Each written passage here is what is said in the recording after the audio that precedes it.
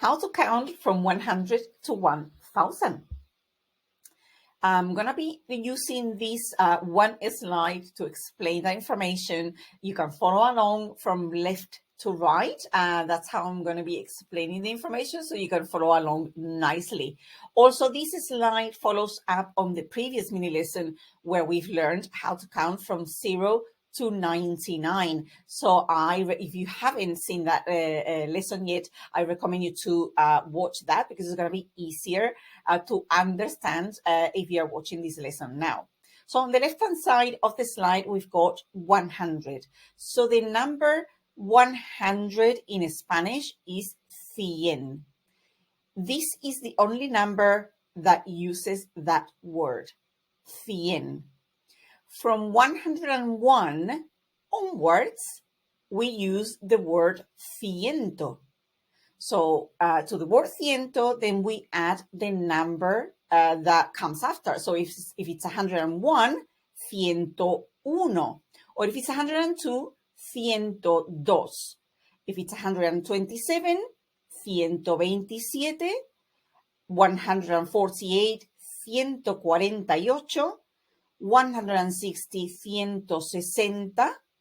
183, 183, and 199, 199. So notice how we use that one word, ciento, from 101, and then all we do is add the number that comes after, the number that we've learned in the previous mini lesson, whether it's 25, whether it's 44, whether it's 97, just add that number after that. Then we move on to the 200. So we've got 200, from 200 to 900.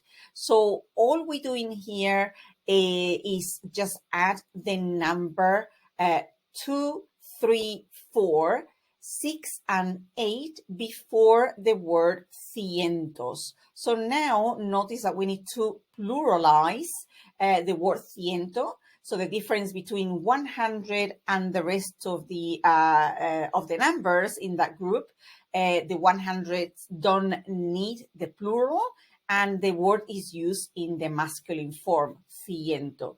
However, from 200 onwards to 999, we need the plural of the word. So we add an S, and we just add the digit that we need, 200, before the word, and then we merge that word. So we only need one word. To say 200, 200, 300, 300, and 400, 400. Then notice that we've got 3 numbers in there that are highlighted in blue.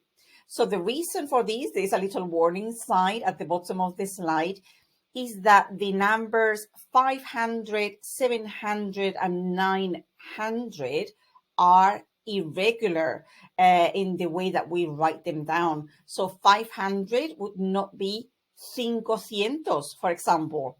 So they have kept the Latin root and they haven't evolved as much as the other numbers. So 500, we would need 500, we would say 500. Or for 700, 700, we do not say 700, that word doesn't exist. And for 900, we say 900. But the other numbers, 200, 300, 400, 600, and 800, they would use the basic digit 200, 300, 400, 600, y 800. And that way, all the way to 999, where we would say 999. We get to 1000. The number 1000 in Spanish is the word mil. We just need the word mil to say 1000. We don't need to add anything else to it. And then to continue with 1001 onwards, all we need to do is add the number that we've learned in the previous lesson or in this lesson as well. So to say, for example, 1,100, we would say 1,100. If we wanted to say 1,110, 1,110. Or 1,321, 1,321.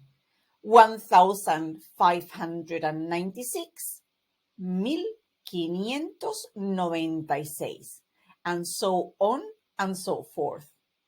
So we've learned in this lesson that to form the hundreds, all we need to do is add the digits, the number that we've learned previously, after it. From 101 and 199, all we need to do is follow the pattern. The same thing with the numbers that come after 1,000. And even though I've explained a little bit before the difference between these words, I'm going to dig a little bit deeper into it. So the word for 101 onwards that we've learned, so ciento, we only use it when we are talking about specific numbers. We use it in the singular form and in masculine. So 120, for example, is 120. But then 200, 300, 400, and so on, we use them in the plural form, and they also have the feminine counterpart to it. So we've got 200, 200, 300, 300, 400, 400, and so on and so forth.